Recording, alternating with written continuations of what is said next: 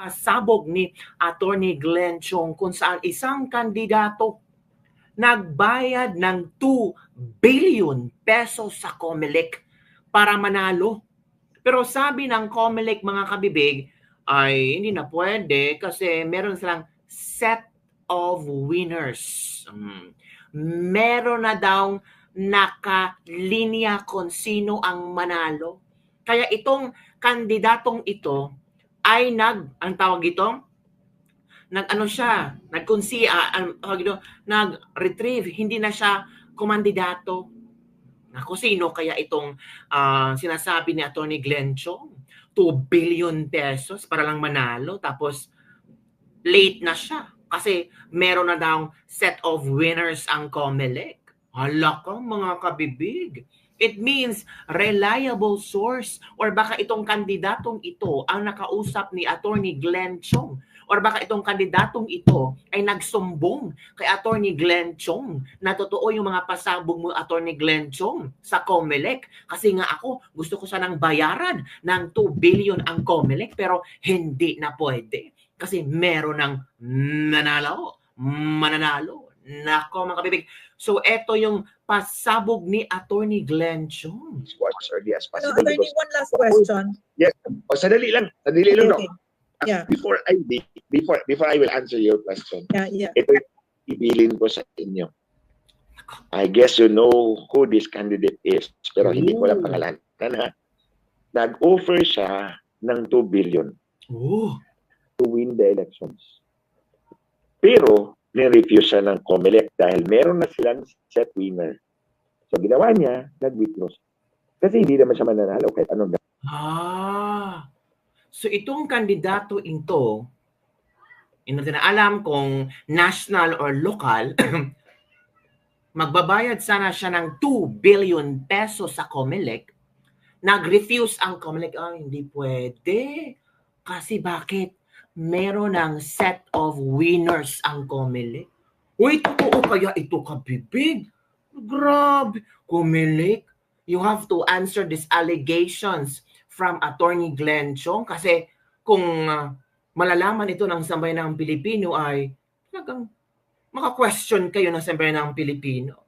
Maka-question ng kredibilidad at credibility.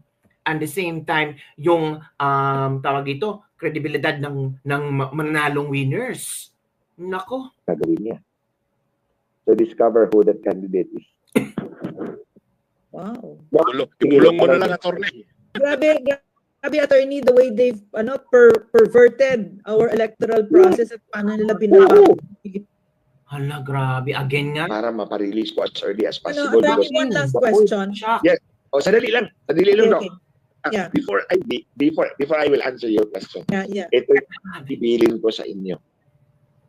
I guess you know who this candidate is, pero hindi ko lang pangalan. Naku, Nag-offer siya ng 2 billion to win the elections.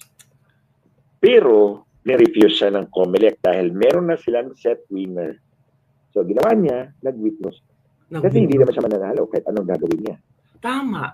Hindi naman nanalo ang politikong ito or tumatakbong ito kahit ano pang gagawin niya. So, it's a waste of money. Diba? It's a waste of campaign money na tatakbo pa siya, alam naman niyang may mananalo na, mag-withdraw na lang.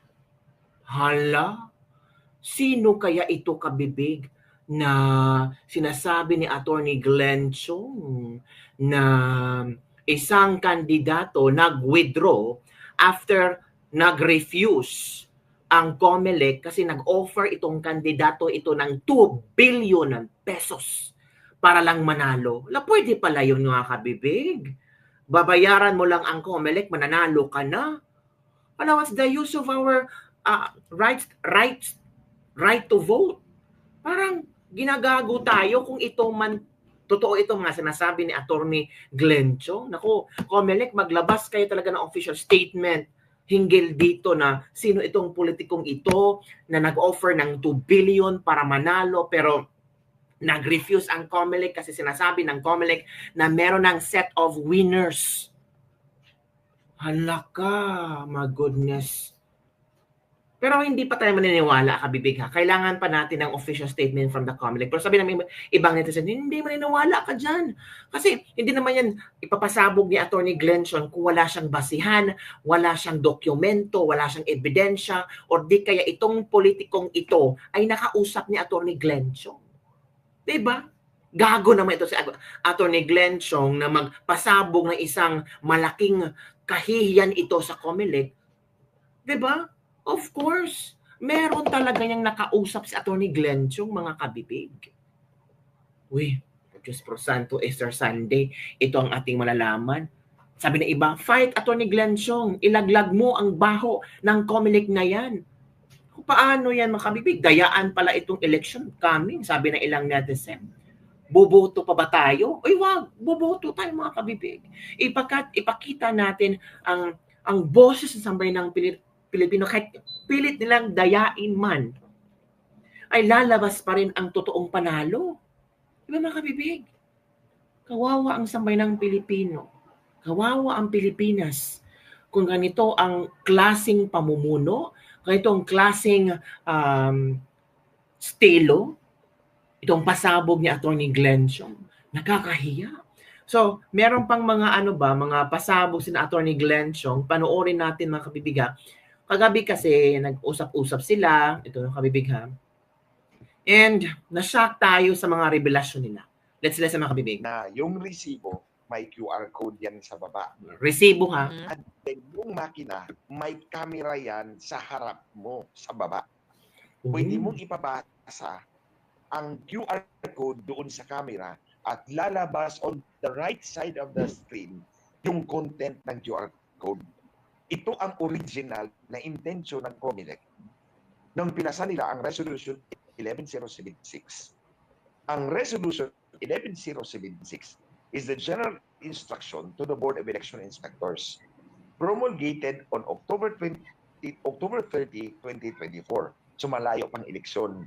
So ang sabi doon sa Resolution 11076,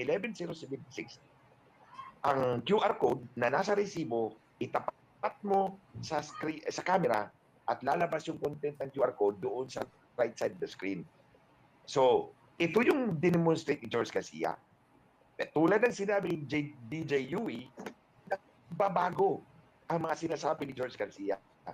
On January 21, 2025, nag-promulgate ng amendatory resolution ng COMELEC, 11098. Anong sinabi ng 11098? Hindi mo na pwedeng gawin ang verification ng QR code doon sa camera. Wala na. Hindi mo na mabi-verify. In other words, binawi ni George Garcia yung kanyang promise